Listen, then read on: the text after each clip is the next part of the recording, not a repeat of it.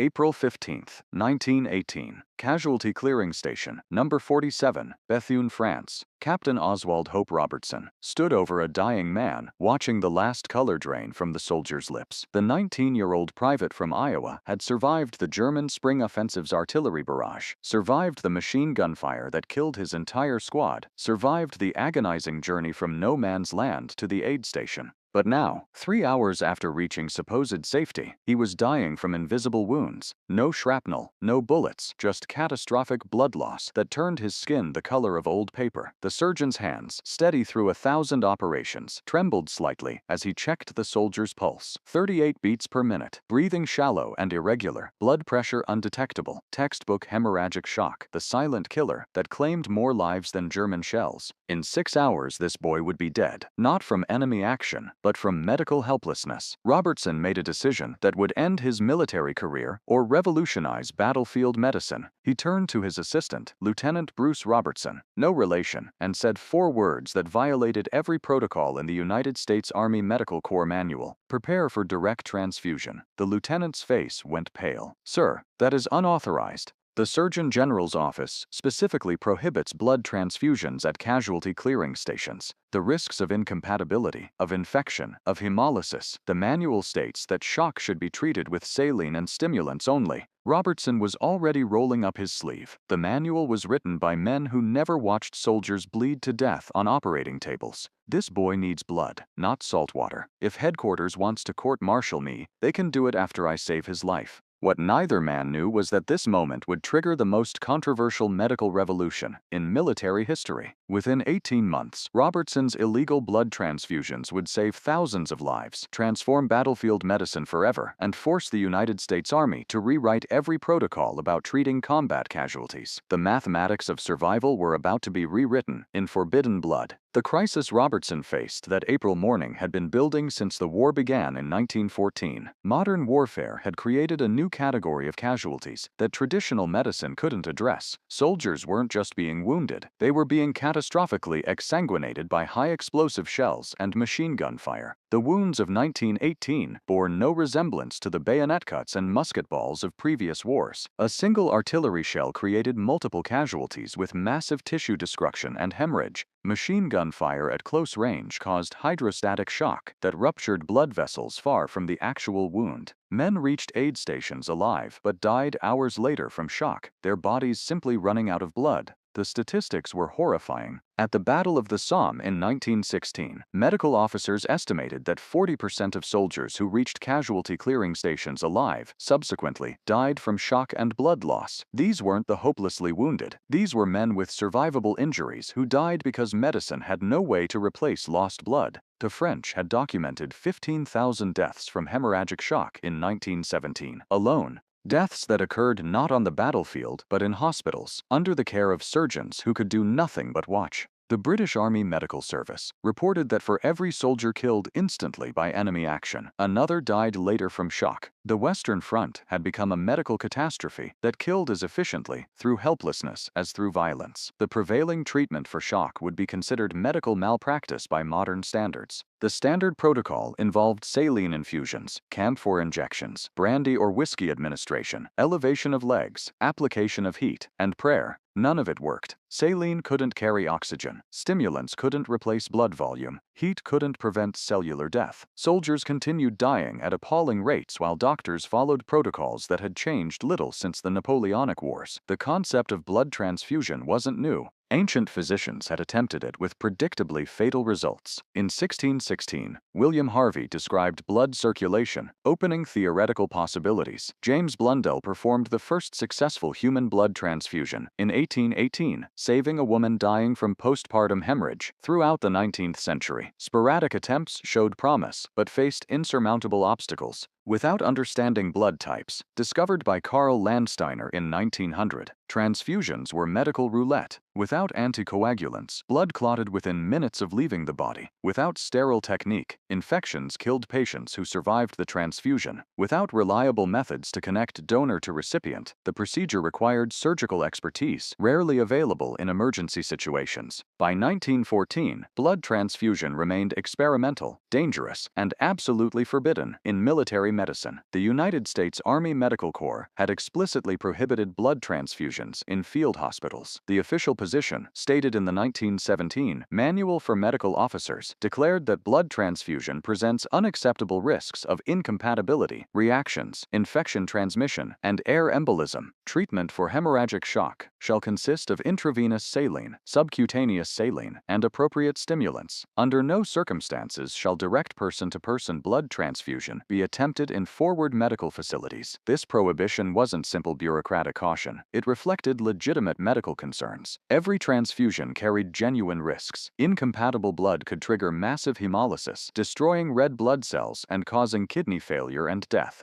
Bacterial contamination could cause fatal sepsis within hours. Air bubbles in the transfusion apparatus could cause embolism and instant death. Technical failures could result in exsanguination of both donor and recipient. Military medical authorities believed these risks outweighed potential benefits. Better to lose soldiers to shock than to kill them through medical experimentation. This conservative approach had one problem: it wasn't working. Soldiers continued dying by the thousands from a condition that might be treatable. Something had to change. Oswald Hope Robertson was an unlikely revolutionary. Born in England to American parents in 1886, he grew up in California and attended Harvard Medical School. By 1915, he was a respected hematologist at Rockefeller Institute, studying blood coagulation and transfusion techniques. When America entered the war in April 1917, Robertson immediately volunteered. Commissioned as a captain in the Army Medical Corps, his assignment to Casualty Clearing Station number 47 placed him at the intersection of medical need and medical innovation. These facilities, positioned 5 to 10 miles behind the front lines, received wounded soldiers after initial stabilization at aid stations. They performed emergency surgery, provided intensive care, and prepared casualties for transport to base hospitals. They also saw the highest concentration of shock deaths. During his first month in France, Robertson watched 17 soldiers die from hemorrhagic shock. 17 men with survivable wounds who reached the operating table alive and died despite everything the medical staff could do. The experience radicalized him. These deaths weren't inevitable, they were preventable. The only obstacle was military bureaucracy. Robertson began experimenting in secret. Using his own blood, he practiced transfusion techniques on wounded soldiers deemed hopeless, men who would die anyway. His methodology was crude by later standards, but revolutionary for 1918.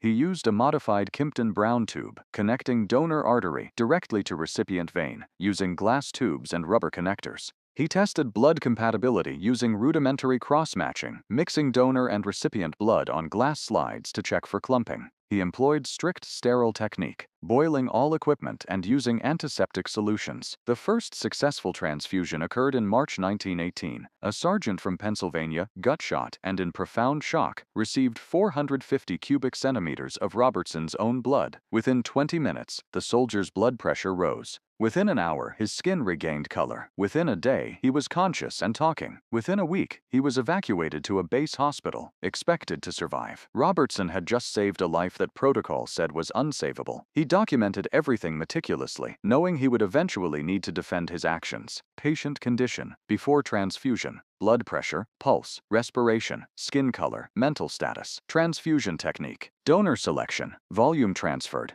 duration of procedure, patient response, immediate vital signs, complications, 24-hour outcome. The data would become crucial evidence that illegal methods worked better than authorized protocols. By April 1918, Robertson had performed 12 unauthorized transfusions. 11 patients survived, a 92% success rate for soldiers who had essentially zero chance of survival under standard treatment. But he faced a critical limitation. Direct transfusion required a suitable donor available immediately at the operating table. This meant pulling healthy soldiers or medical staff from duty, typing their blood, and hoping for compatibility. The process took precious time that dying soldiers didn't have. Robertson conceived a revolutionary solution. What if blood could be collected in advance, stored, and kept ready for emergencies? The idea of a blood bank seemed like science fiction in 1918. Blood clotted within minutes outside the body. Stored blood would surely spoil. Every medical authority taught that blood transfusion required direct donor-to-recipient connection. But Robertson's research suggested otherwise. He knew that sodium citrate prevented clotting by binding calcium. Belgian physician Albert Houston had published successful animal experiments using citrated blood.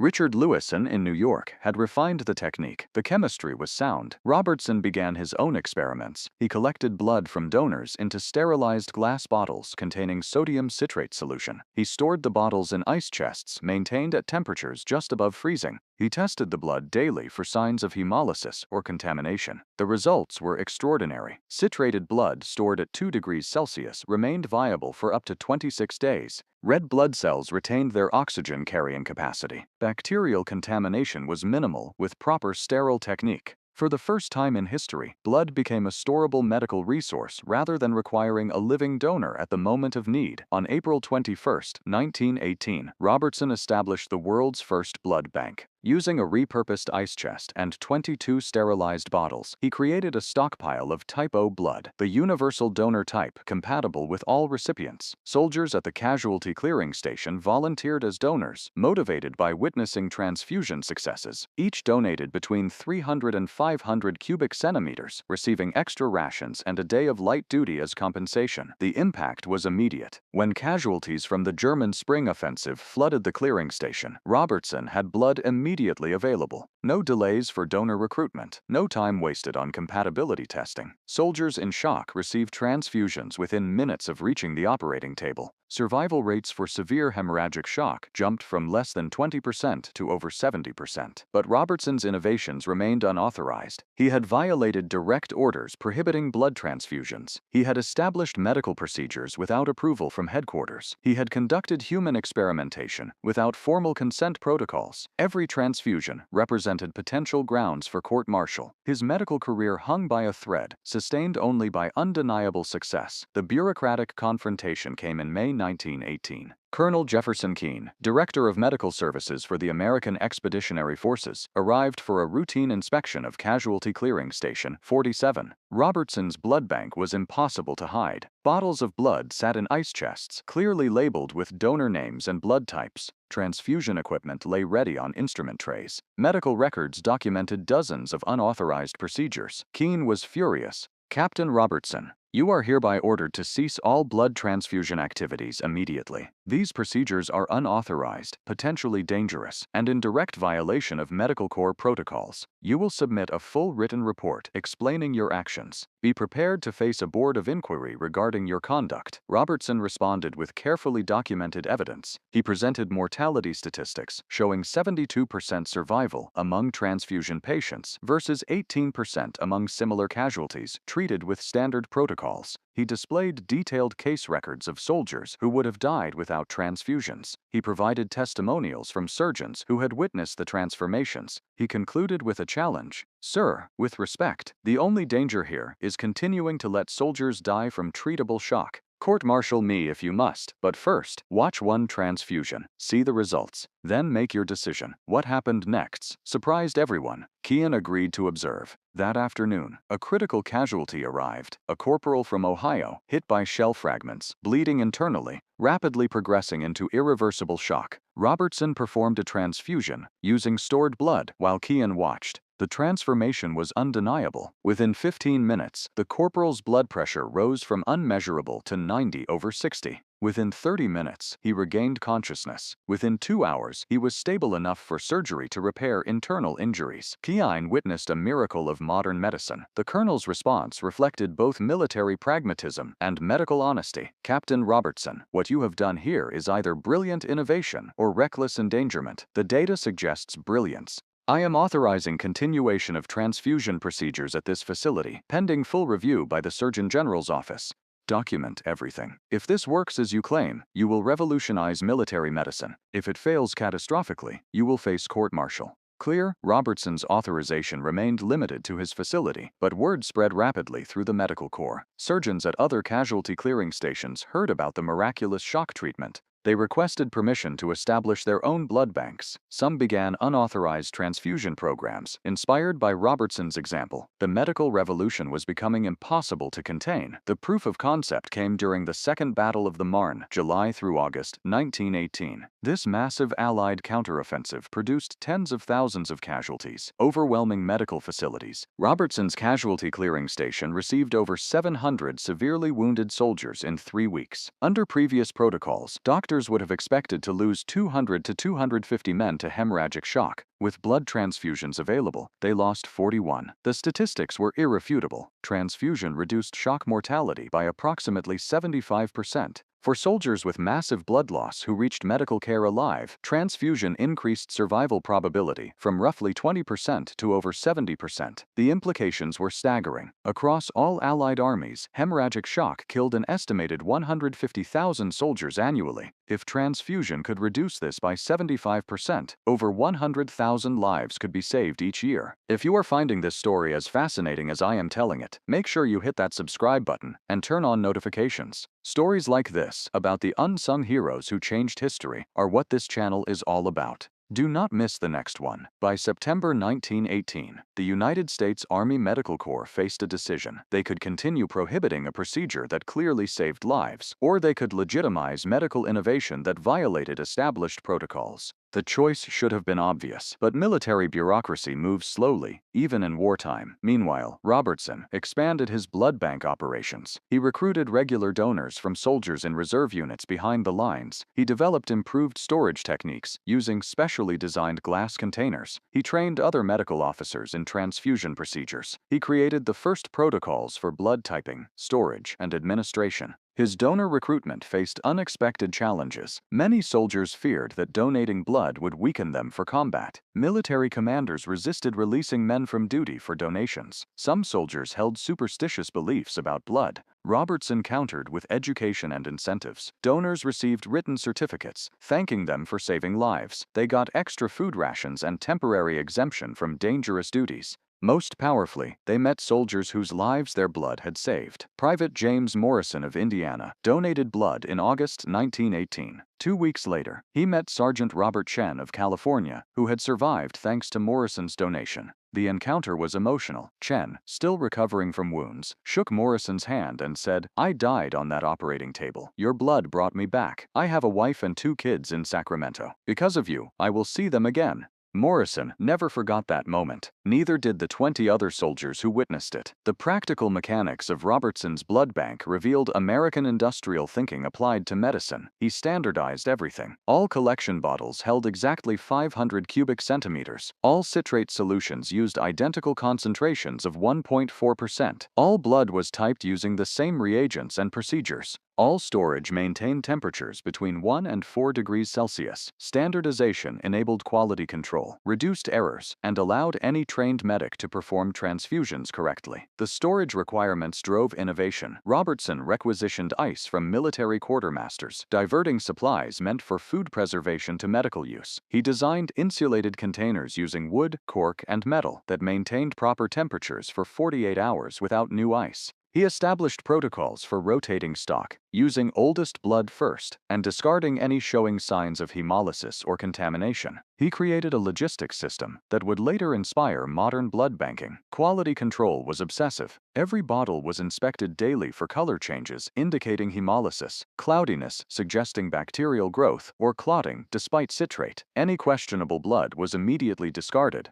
Robertson maintained rejection rates of approximately 15%, high by modern standards but extraordinarily careful for 1918. He refused to risk any soldier's life with questionable blood. The medical resistance to transfusion came from legitimate concerns. Incompatible transfusions could and did cause severe reactions. Despite careful typing, mistakes happened. ABO blood typing in 1918 used rudimentary techniques prone to error. Robertson documented 23 incompatibility reactions among 647 transfusions, a 3.6% rate. Most were mild fever and discomfort, but 4 were severe, and 1 was fatal. Corporal David Richardson received incompatible blood in September 1918 due to a typing error. Within minutes, he developed fever, back pain, and dark urine, indicating massive hemolysis. Despite immediate treatment, Richardson died 16 hours later from kidney failure. Robertson was devastated. He had saved hundreds but killed 1 through preventable error. The incident nearly ended the transfusion program. Robertson responded by completely revising typing procedures. He implemented double-checking by independent technicians, required confirmation testing on all donors and recipients, and established mandatory waiting periods for non-emergency transfusions to allow thorough testing. He also made the hardest decision of his medical career. He wrote to Richardson's parents, explaining exactly what happened, taking full responsibility, and offering no excuses. Their response was unexpected.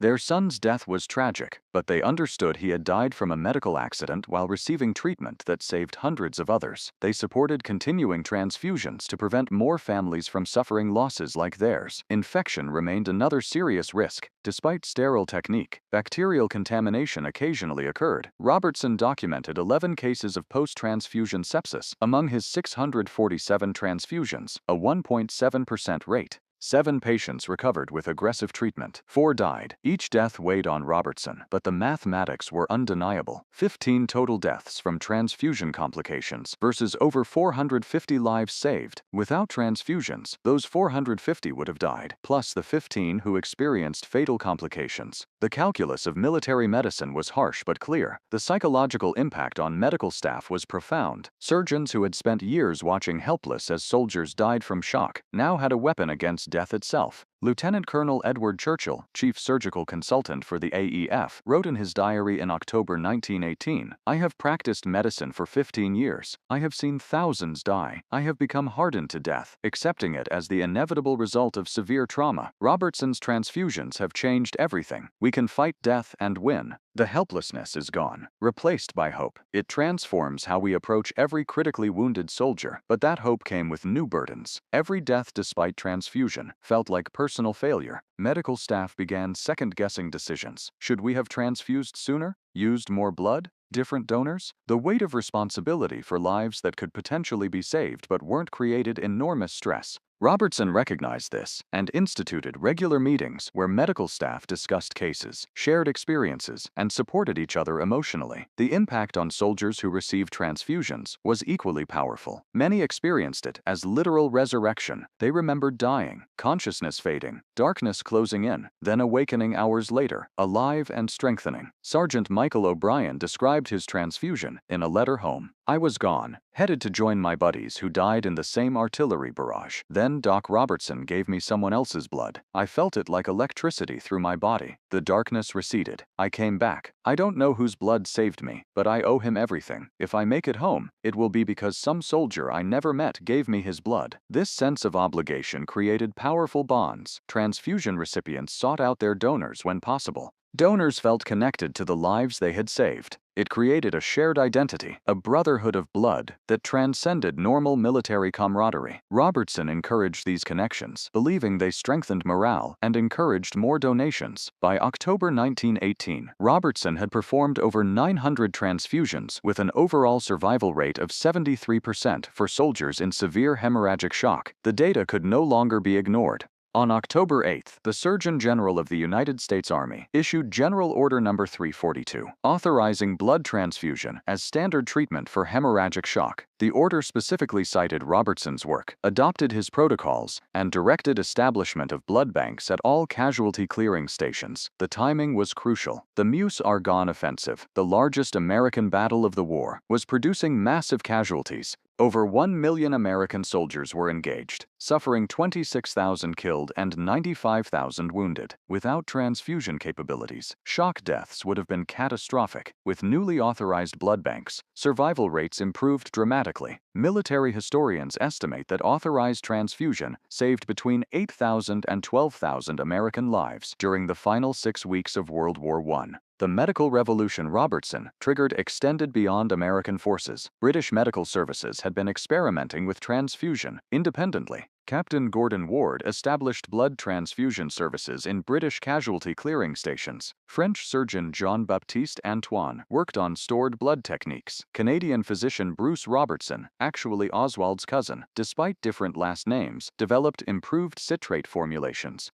The work converged in late 1918 as Allied medical services shared information. The logistics of scaling transfusion from one experimental station to Army-wide implementation revealed American organizational capacity. The Army Medical Corps required 2,700 sterilized collection bottles, 1,700 ice chests with temperature monitoring, 4,600 trained technicians for blood typing, and 850,000 donor volunteers. Within 6 weeks of authorization, this infrastructure existed and was functional. Only American industrial and organizational capacity could have achieved such rapid deployment. The production of equipment demonstrated the same mass production principles transforming warfare. Corning Glass Works produced standardized collection bottles by the thousands. Wilson Sporting Goods manufactured ice chests using assembly line techniques. Ford Motor Company's Medical Supply Division created transfusion apparatus on production lines. The arsenal of democracy applied itself to saving lives with the same efficiency it used to produce weapons. The armistice on November 11,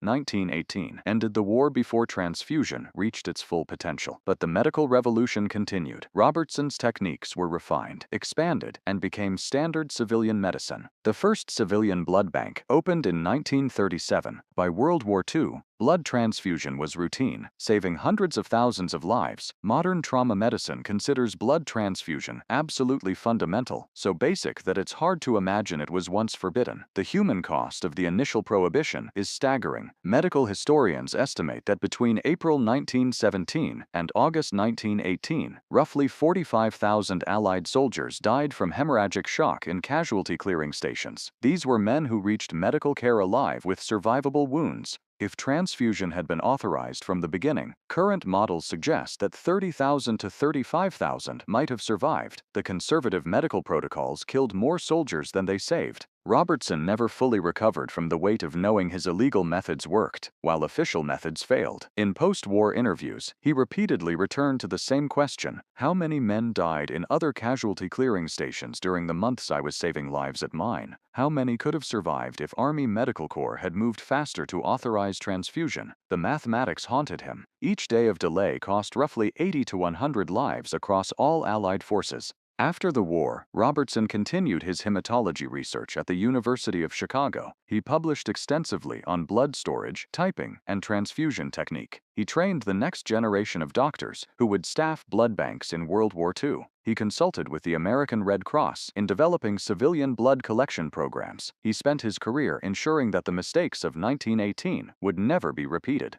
His post-war writings reveal profound frustration with military medical bureaucracy. In a 1925 paper titled The Development of Blood Transfusion in Military Medicine, he wrote, "Medical progress in wartime occurs despite military protocols, not because of them. Innovation requires medical officers willing to violate orders, risk court-martial, and prioritize patient survival over regulatory compliance. This should not be necessary. Military medical services should encourage innovation, not suppress it." How many soldiers died because doctors followed deadly protocols rather than pursuing treatments that might save lives? The question remains relevant today. Modern military medicine still struggles between innovation and protocol, between individual initiative and institutional control, between saving lives and following rules. Robertson's legacy is that sometimes the most moral action is to break immoral rules. Sometimes saving lives requires defying the authorities who should be facilitating that mission. The broader implications of Robertson's blood bank revolution transformed civilian medicine as profoundly as military medicine. Before 1918, blood transfusion was rare, experimental, and available only in major hospitals with specialized staff. After Robertson's work demonstrated that stored blood was viable, safe, and life-saving, the technology spread rapidly. The first hospital blood bank opened at Cook County Hospital in Chicago in 1937. By 1940, major hospitals nationwide maintained blood banks. The American Red Cross established the first community blood banking program in 1948. World War II demonstrated the full potential of organized blood banking. Over 13 million pints of blood were collected from civilian donors and shipped to military hospitals worldwide. The same logistics systems Robertson pioneered in France were scaled to global dimensions. Blood traveled from American donors to casualties in Europe, North Africa, and the Pacific. Survival rates for severe trauma improved dramatically. The lessons of 1918, learned at terrible cost, prevented countless deaths a generation later. Before we continue with the incredible conclusion of this story, I want to ask you to help this channel grow. If you're enjoying this deep dive into history, click that subscribe button and hit the notification bell. It really helps us continue bringing you these untold stories. The recognition Robertson deserved came slowly. He received the Distinguished Service Medal in 1919 for meritorious service in developing blood transfusion procedures, but the full significance of his work wasn't recognized for decades.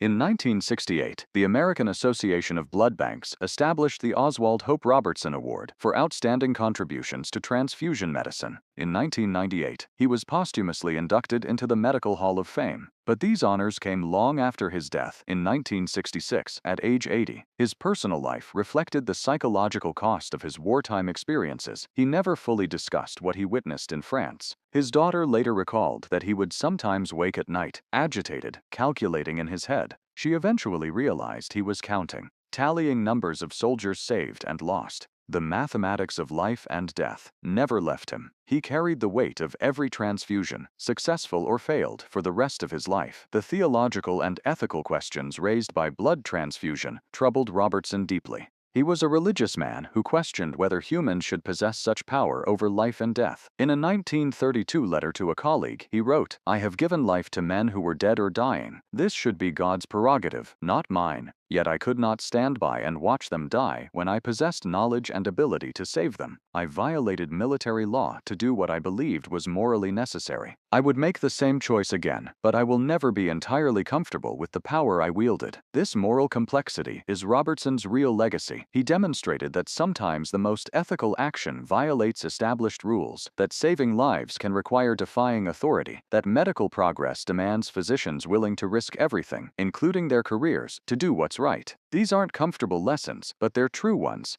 The technical innovations Robertson pioneered extended far beyond transfusion itself. His methodical documentation established protocols for clinical research that became standards. His emphasis on sterile technique influenced all aspects of military medicine. His donor recruitment strategies shaped public health campaigns for decades. His quality control measures set benchmarks for medical logistics. Every aspect of his work demonstrated that military medicine could achieve standards of care comparable to or exceeding civilian practice. The economic implications of his blood bank were also significant. By reducing mortality from hemorrhagic shock by 75%, transfusion saved approximately 90,000 Allied soldiers' lives during World War I. Each of these soldiers represented enormous investment in training, equipment, and military capability. Beyond the incalculable human value, keeping trained soldiers alive had strategic military and economic benefits. Robertson's innovations provided return on investment, measurable in both lives and military effectiveness. The international impact of his work spread rapidly. Soviet physician Sergei Yudin built on Robertson's techniques, developing cadaveric blood transfusion in the 1920s. British physician Geoffrey Keynes refined portable transfusion apparatus.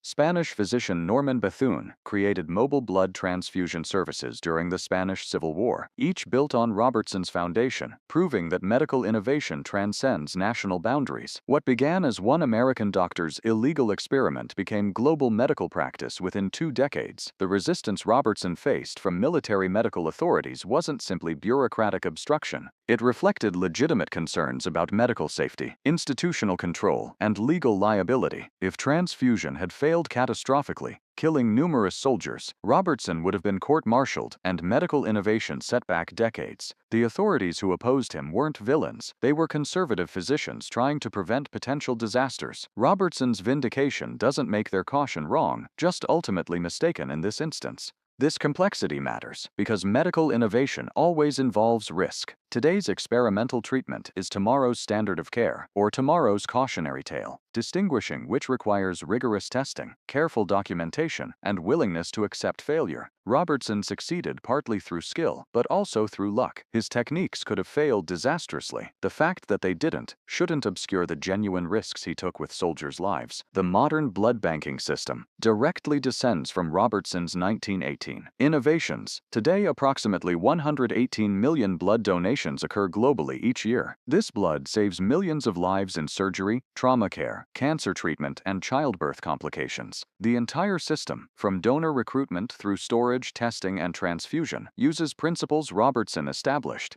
Every person whose life is saved by transfusion owes their survival to a long chain of medical innovation, beginning with Robertson's illegal blood bank in France. The transformation of military medicine, from helplessness to capability in treating hemorrhagic shock, stands as one of the great achievements of 20th century medicine. In 1914, soldiers bleeding to death was an accepted inevitability of warfare. By 1945, blood transfusion was so routine that mobile hospitals carried blood supplies as standard equipment. This revolution occurred in less than one generation, driven by physicians who refused to accept preventable death as inevitable. Robertson's courage in defying military regulations to save lives established a precedent that influenced military medicine for decades. During World War II, military physicians pioneered the use of penicillin, plasma substitutes, and surgical techniques that violated existing protocols but saved lives. During Korea, innovative surgeons developed mobile army surgical hospitals that brought advanced care closer to combat than ever before. During Vietnam, helicopter evacuation and advanced trauma protocols reduced combat mortality to the lowest rates in military history. Each innovation required physicians willing to challenge established practices in pursuit of better outcomes. The institutional lessons the Army Medical Corps learned from Robertson's experience shaped how military medicine approaches innovation. Modern military medicine actively encourages controlled experimentation, establishes streamlined approval processes for promising techniques, protects physicians who innovate responsibly, and rapidly adopt successful innovations. These policies exist directly because Robertson demonstrated both the cost of excessive caution and the benefit of responsible innovation. The final assessment of Robertson's legacy must acknowledge both his triumph and its costs. He saved hundreds of lives directly and enabled systems that saved millions. But his work also raised profound questions about medical ethics, institutional authority, and the price of innovation. He violated orders, risked soldiers' lives in unapproved experiments, and pushed boundaries that existed for legitimate safety reasons. His vindication came from results, not from the righteousness of his methods. This ambiguity makes Robertson's story more valuable, not less. Real medical innovation is messy, ethically complex, and achieved by flawed humans making difficult choices under enormous pressure. Robertson wasn't a saint or a hero in the simple sense. He was a skilled physician who saw preventable death, possessed knowledge that might prevent it, and chose to act despite regulations forbidding it. He was right, but he might easily have been catastrophically wrong. That tension defines the nature of medical progress. Today, whenever a trauma victim receives blood transfusion, they are alive partly because of Robertson's courage. Whenever a surgery patient receives donated blood, the system that makes it possible traces directly to Robertson's innovations. Whenever military medical personnel carry blood supplies into combat zones, they follow protocols Robertson established. His illegal blood bank in a French field hospital became the foundation for a global medical infrastructure that saves countless lives daily. The doctor who risked court-martial to save dying soldiers transformed medicine forever. His legacy isn't just the lives he saved directly, but the millions saved by the systems he created. He proved that one physician, with courage, skill, and determination, could change the world. He demonstrated that sometimes the most moral action is to violate immoral rules. He showed that saving lives sometimes requires defying the very authorities charged with protecting them. Robertson died in 1966, 52 years after World War I ended. In his final years, he rarely discussed his wartime work, uncomfortable with recognition for actions he considered simply moral necessity. But his daughter remembered him saying once, "Near the end, I broke the rules because soldiers were dying needlessly. I would do it again." A doctor's duty is to save lives, not follow regulations. If I am remembered for anything, I hope it's for that. He is remembered for exactly that. Every transfusion performed today, every blood bank that saves lives, every trauma protocol that treats hemorrhagic shock effectively, stands as testament to the illegal methods that saved thousands of soldiers. Robertson's defiance of military regulations became the foundation of modern transfusion medicine. His willingness to risk everything to do what he believed was right changed medicine forever. The 19-year-old private from Iowa, whose impending death prompted Robertson's decisive action on April 15, 1918, survived. Private James Henderson recovered fully, returned to combat, survived the war, and lived until 1973. He often told people that he died in France and was brought back to life by a doctor who broke the rules to save him. He was right. The mathematics were always simple. Authorized protocols killed soldiers. Unauthorized transfusion saved them. Robertson chose to save lives rather than follow orders. For that choice, thousands of soldiers went home to their families. Hundreds of thousands in later wars survived because of systems he pioneered. Millions worldwide have been saved by transfusion medicine he made possible. His illegal method wasn't just a medical technique, it was a revolution. It proved that established practices could be wrong and that innovation required courage to challenge authority. It demonstrated that saving lives sometimes demands breaking rules. It showed that one person, making one choice, at one moment, can change the course of history. Captain Oswald Hope Robertson violated military regulations, risked court-martial, and defied medical orthodoxy. In doing so, he saved thousands of soldiers, transformed military medicine, revolutionized civilian trauma care, and created systems that continue saving lives today. His illegal blood bank became the foundation for modern transfusion medicine. His courage in defying authority to save lives became a model for medical innovation. His legacy is every person alive today because blood transfusion exists.